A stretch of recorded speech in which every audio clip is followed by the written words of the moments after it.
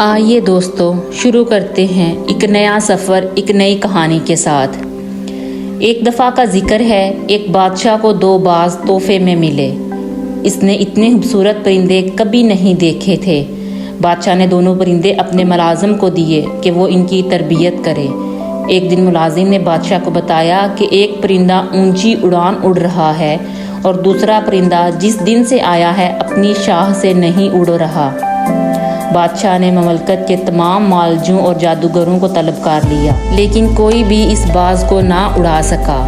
بادشاہ نے اپنے مشیروں کے سامنے یہ مسئلہ رکھا۔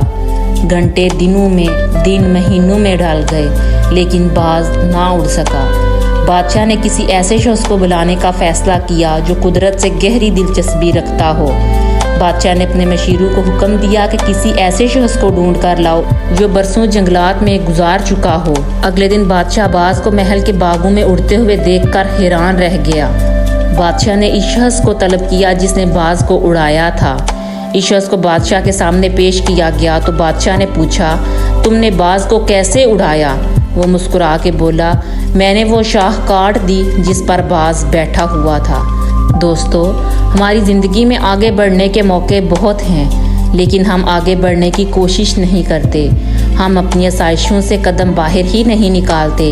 نئی آزمائشیں اور نئے تجربات ہی زندگی میں آگے بڑھنے کی وجہ بنتے ہیں، اور ہر قسم کے خوف کو ختم کریں، آزمائش کا مقابلہ کریں، اور یہی زندگی کا واحد راستہ ہے۔ میں امید کرتی ہوں کہ آپ کو آج کی کہانی بہت پسند آئی ہوگی۔ آپ کو آج کی کہانی کیسی لگی یہ کمنٹس میں بتائیں، اور میرے اکاؤنٹ کو سبسکرائب کریں تاکہ ہم ہر روز ایک نئے سفر، ایک نئی کہانی اور ایک نئے سبق کے ساتھ ملتے رہیں۔ تب تک کے لیے اللہ حافظ۔